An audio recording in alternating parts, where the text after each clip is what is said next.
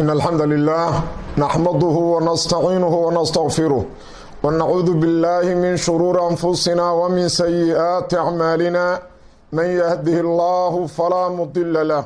ومن يضلل فلا هادي له وأشهد أن لا إله إلا الله وحده لا شريك له وأشهد أن محمدا عبده ورسوله اللهم صل على محمد وعلى آله وأصحابه ومن تبعهم بإحسان إلى يوم الدين أما بعد وعن إن شاء الله ربمانتا بل كلمات لبات إن كيرا هذا عذر كان هذا عالم كأفيي مصيبة وين عالم ككفافي وهرين أن كلمات وإيري وهرين وحن ربائنا براروتيو cudur marka uu yimaado dariiqada saxda marka la doonayo in lagu cilaajiyo ama lagu daweeyo waxaa la yidhaha jeermiska amase sababka keenay muxuu yahay sababka keenay cudurkan muxuu yahay sidaa weeye dariiqa saxda sababtoo ah ayadoo sababtii ama jeermiskii keenay taagan yahay dawada wax ay taraysa ma leh waa in sababkii keenay la fahmaa allah subxaanahu wa tacaala wuxuu kitaabkiisa noogu sheegay nabigeena suubana sala allahu calayhi wasalam sunnadiisa noogu caddeeyey cuqubooyinka dhacaya iyo masaa'ibka sababka keenaya waa dunuubta allah wuxuu yihi subxaanahu wa tacaala wamaa asaabakum min musiibatin fabimaa kasabat aydiikum wayacfuu can kahiir wax alla wixii musiiba oo idin asiibay gacmihiinu waxay shaqaysteen weeye wax ay gacmihiinu shaqaysteen weeye wax kale kuma imaanin macnaha waa dunuub aad shaqaysateen ood idinku shaqaysateen weliba in badanna ilaahay waa inin cafiyey ee ilaahay siduu aayad kale ku sheegay haddii waxaad banu aadanku sameeyaanna loo qaba lahaa qof banu aadana iska daayay xayawaan kale xaataa dhulka korkiisa kuma noolaadeen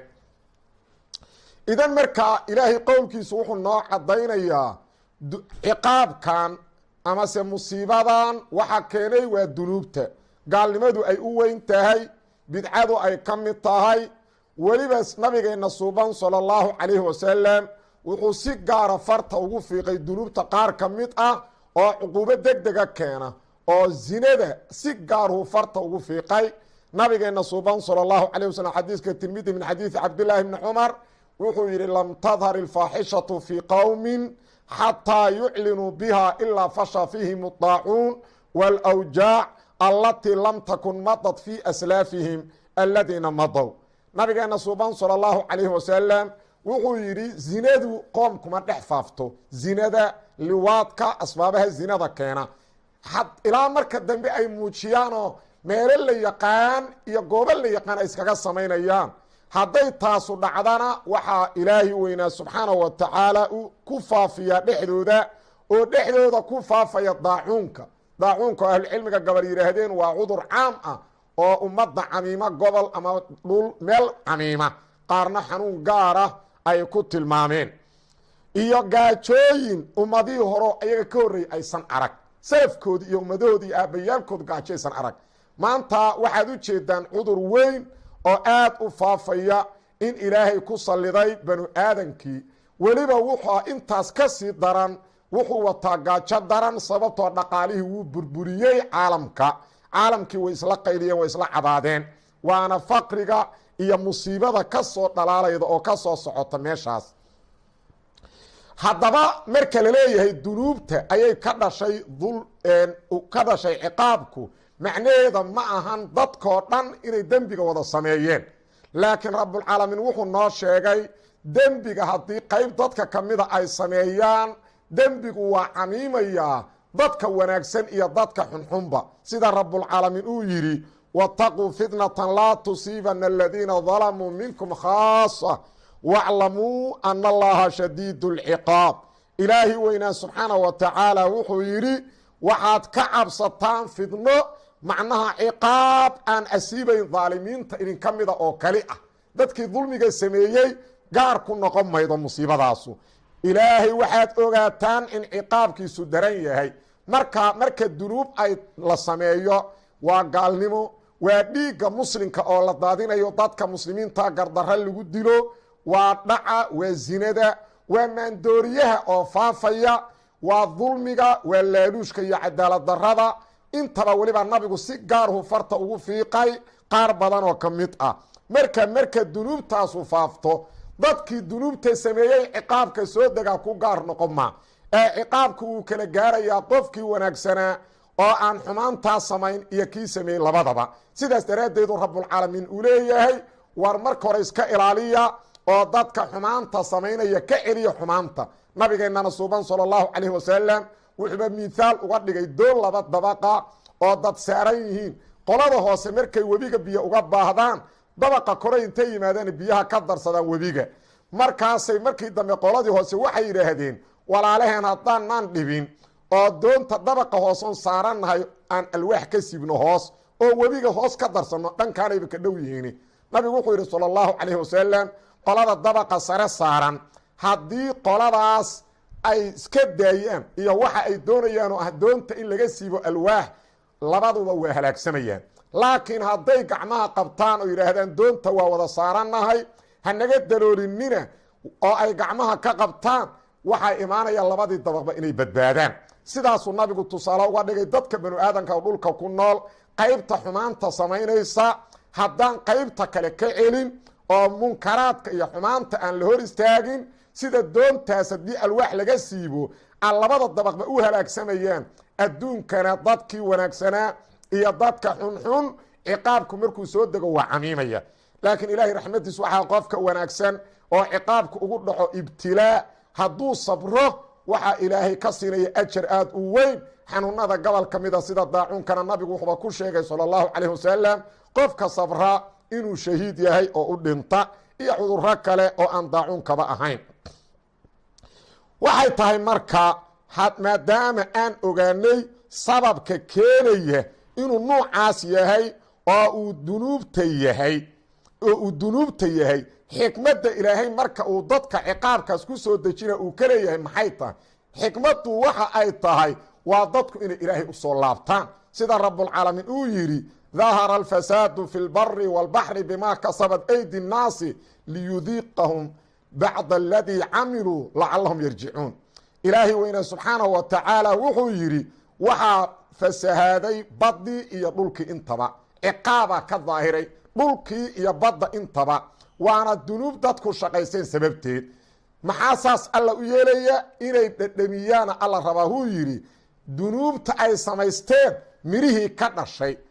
maxay tahay xikmadda ku jirtaa loo dhadhansiinaa ilaahay weynaa wuxuu doonayaa lacalahum yarjicuun inay dadku ilaahay u soo laabtaan oo ay toobad keenaan hadday toobad keenaanna ilaahi weynaa waa uu ka dulqaadayaa ciqaabka sidaas daraaddeed ciqaabkii maadaama aan aragno dawada oo ugu horayda waxay tahay in ilaahay loo toobad keeno oo aan ilaahay u laabanno oo kufriga iyo dulmiga iyo laaluushka iyo zinada iyo dhiigga muslimka gardarra lagu dilayo qabaa'ilka dagaalamaya islaynaya muslimiinta dhammaan in la joojiyo oo ummadda u istaagaan munkarkaas qof walbana ilaahay aakhiro wuxuu weydiinayaa inta awooddiisu la eg tahay oo qof walba qofkuu ka awood badan yahay ama mas-uuliyad uu hayo asagaa xilku saaran yahay inuu hor istaago oo munkarka la suuliyo si ilaahay ciqaabka nooga qaado waa xikmadda ciqaabka u yimide laakiin ummadda markaan khayr alla ugu talagelin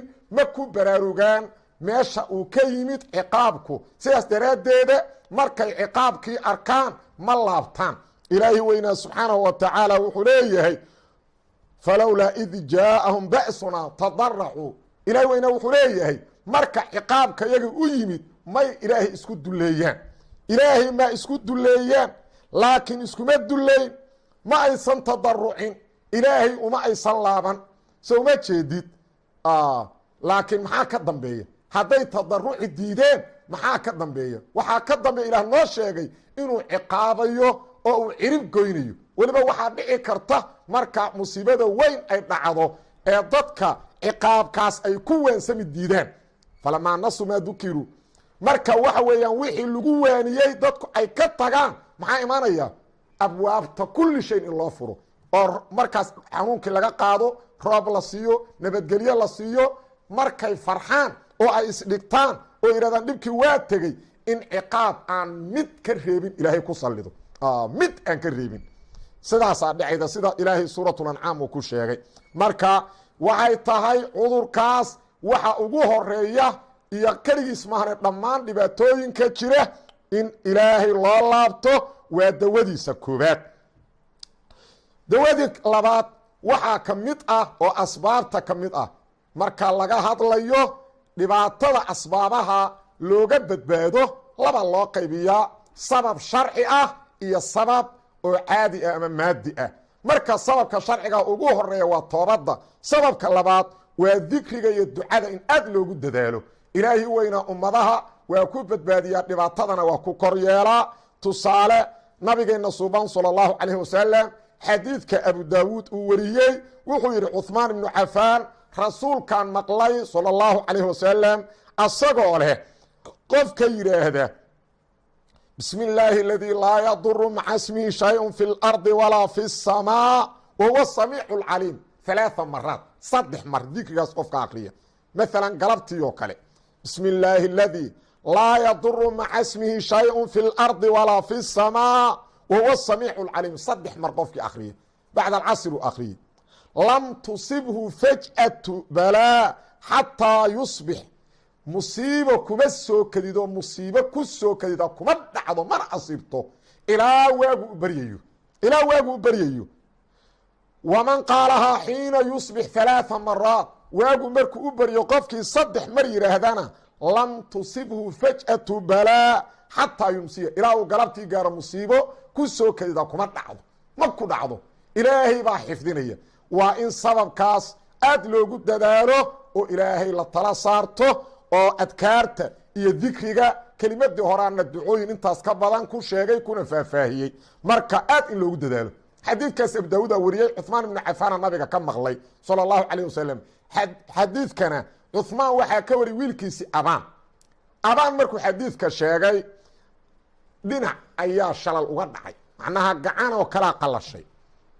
marka ninkii xadiidka ka qaatay markuu xadiiskii ka maqlay uu abaan fiiriyey waa wiilka cuhmaan dhalay. abaan wuu dareen wuxuu maxaad iga fiirinaysaa anigu aabbahay cuhmaan been kama sheegin. aabbahay waa ii sheegay xadiiska aabbahayna rasuulka kama been sheegin. amaa dhibkaanu siduu iigu dhacay miyaad la yaabanta ilaa qofkan fiirina wuxuu leeya de hadduu xadiiskan hayey oo galab iyo subaxba akrinayey maxaa dhibkaan ugu dhacay. wuxuu yidhi maalin ayaan xanaaqay waa carooday qadab ah i asiibay markaasaan halmaamay dikrigii maalinkaas ugu dhacay. u fiirsada galab iyo subax adkaaru sabaax adkaaru masaa qofku hadduusan ka tegin musiiba ma ku dhacay. maalinaan ka tegay oon carooday maalinkaas ugu dhacay soo ma jeedid. markaa qofku asagoo aaminsan oo aysan ka ahayn tijaabi ee nabigu mar hadduu sheegay waa xaqiiqo biyo kama dhibcaan ah waa inuu adkaartaas ku akriyaa oo dikriga lagu dadaala. taas waa sababka sharciga toobadda dikriga ducada ilaah bariga. sababka labaad sababka caadiga waa in lala yimaada. dadka banu aadanka sababka marka laga hadlayo oo wax lagu daweynayo waa qaybo kala duwan. qaar ka mid ah sababka sharciga ah iyo sababka caadiga midna kuma dhaqmo. adkaar ma akristo ilaahay ma baryo waxyaalihii kaleeto oo cudurka looga gaashaamanayo asbaabta ahaa maadiga ee ay sheegeen dhaqaatiirta hiqaada ah lagu kalsoon yahayna ma ku dhaqmayo. qofkaas waa qof macno laawa oo aan diin iyo adduunye midna ilaashan soo ma jeedid. dadka gobolka mid ah wuxuu aad ugu dadaalayaa asbaabta maadiga ah oo dhaqaatiirtu ay sheegaan laakiin midii sharciga aheed ma danaynayo hal marka maqli maydid. taasna sax maahan. cudurka allah keenay haddaan alla kaa ilaalinna juhdigaaga iyo xooggaaga iyo xeeladaada iskagama ilaali kartid. dadka gobolka mid ah labadaba waa qaadanaya. sababkii sharciga ahna waa la imaanaa midkii caadiga ahna waa la imaanaa waana qofka saxan. qofka mid ah waxaa dhici karta dadka qaar ka mid ah sababka sharciga waa qaadana waa ku dadaala laakiin asbaabtii maadiga ayuu ka tegaya waana qaldayn. maxaa yeelay sababka sharciga nabigaa sheegay sala allahu alay waslm. midka caadiga in la qaatana nabigaa sheegay nabigeena sheegay salawaat ullahi wasalaamu calayh. waxyaalaha dhaqaatiirta hiqaada ah ee umanada ah ee aaminka de qof kadaab ah ama khaa'ina waxba lagama qaato laakiin dhaqaatiirta lagu yaqaana runta iyo daacadnimada oqoontooda uga run sheegaya waa in talooyinkooda la qaataa. taladii aan ka hor imaanin sharciga islaamka haddaad aragto taladan inay sharciga islaamka ka hor imaanaydo markaas waxaa iskale inay ka jawaabaan culummada muslimiinta oo yidhahdaan maxaa laga samaynaya ee cid kale lagama qaadan karo haddaba marka fiiri nabigeenna suuban sala allahu calayh wasalam wuxuu nagu baraarujiyey asbaabta caadiga maadiga in la qaato so uma jeedid nabigeenna suuban sala allahu calayh wasalam xadiiska saxiix bukhaariga wuxuu yidhi fira min almajduumi kamaa tafiru min alasad qofka juudaamka qaba waxaad uga carartaa qofka libaaxa sida uga cararo oo kale libaaxa qaabkaad uga carartoo kale uga carar saasa nabiga yidhi sala allahu calayh wasalam imaamu lbukhaari iyo muslim sidoo kale waxay wariyeen nabigeenu inuu yidhi sala allahu calayh wasalam laa yuuridanna mumridun calaa musixin nabigu wuxuu yidhi sala allahu calayh wasalam qofka geeliisu jiran yahay qof geeliisu caafimaad qaba yuu uga soo aroori yuu uga darin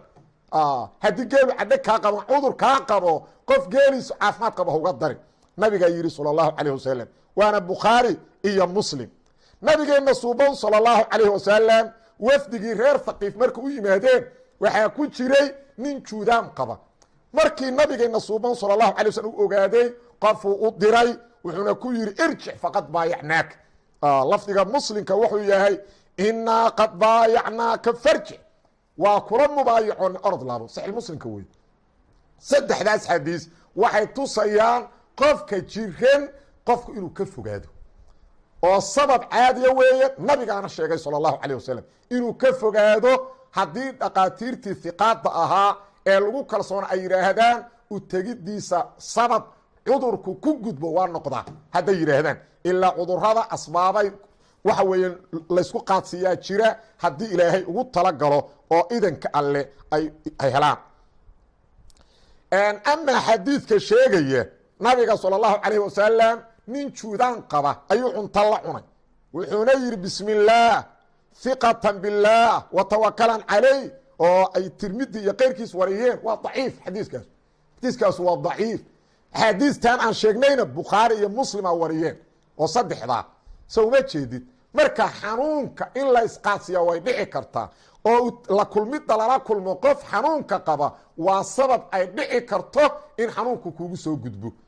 amaa xadiiska saxiixaynka oo nabigeena suuban uu yihi salى الlahu عalيه wasalam laa cadwa cudur isqabadsiinu ma jirto culummada muslimiintu laba qowlay keliyihin qaar kamida waxay yidhahdeen xanuun laysma qabadsiiyo qaar kamidana waxay yidhahdeen sida ibnu salaax iyo keyrkiis waxay yidhahdeen nacam in qof jiran lala kulmaa waa sabab keeni kara inuu xanuunka qofka qabadsiiyo laakiin xanuunku iskiis iskagama gudbo gaaladii horaa waxay aaminsanaayeen xanuunku inuu iska socdo isagu oo daatadiisa u gudbayo taasna macnaheedu waxay noqon koonkan inuu ka socdo wax aan alla maamulay oo iska socdo maamul ah taasuna waa gaalnimo taasuu nabigu diidayay marka xanuunka asagu iskama socdo laakiin wuxuu ku gudbaa biidni illaahi wa iraadati ilaahi weynaa hadduu ugu talagalo walilah saas daraaddeed qofkan qaababka xanuunka loo kala qaadaa way kala duwanyihin qaar waxaa lagu kala qaadaa istaabashad qaar iyo isku neefsashadii qaar galmooshadii qaar kale nuuc kale qaar kale dhiigga oo laysku shubo ayaa lagu kala qaadin waa kala duwanyihin so uma jeedid marka adibada hiqaada marka ay sugaan xadiidka nabigu kaba soo horjeede waa waafaqsanyihin labada qowl kale xanuunku waa gudbaa idanka alluuna ku gudbaa waxaa nabigu diiday oo uu yidhi laa cadwaana waa xanuun iska socdon idan alle ku socon qowlkaasaa sawaabkii qowlka kale waa laga xoog badanya waxaana kutusaya diintu ma sheegto wax waaqica khilaafsan waaqicana waa la taabto waa la hubaa xanuunka qof inta ka soo gudbo qod waa u soo gudbaa laakiin waxaa nabigu diiday waa xanuunka iyadoon alla ugu talagelin inuu gudbaa wey xanuunka iska socdo taasuna waxay noqonaydaa maamulkii alle wax ka baxsanaa jira wey taasuna waa gaalnimo xanuunku iskama gudbi karo waa dhici karta laba qof inay u wada yimaadaan qof jiran labadii mid kamida xanuunsan ka kale inuusan xanuunsan maxaa ila maamul alle wey idan mar haddii nabiga marka sala allahu alay wasalam uu noo tilmaamay dadkii xanuunsanaa in laga durko oo laga fogaado nebiguna uu kii juudaanka qaba yidhi orod iga laabo waa kula baayacnaye dhaqaatiirta hiqaada ah talooyinka ay bixinayaan in dadweynuhu qaataan wey oo laga faa'iidaysto oo asbaabta maadiga la qaato oo labadii sababkii sharcigaa sida loo qaatay kana waa in la qaato oo la ogaado inaan diintu diidanayn oo qofka xanuunsan guryihiisa uu iska joogo oo uusan masaajida tegin oo uusan suuqyada tegin oo meelaha ummaddu iskugu imanaya usan tegin waxaad ogsoontihiin qof toon soo cunay aan nabigu diiday sallallahu alayhi wasallam masaajida inuu yimaado haddaba qof toon cunay haddii loo diiday qofka ay dhici karto xanuun khatar ah ummadaas in waxa weeyaan uu sabab ugu noqdo inuu ummadda dhibayo shaki kuma jiro qof toon cunaana nabigu yidhi waa dhib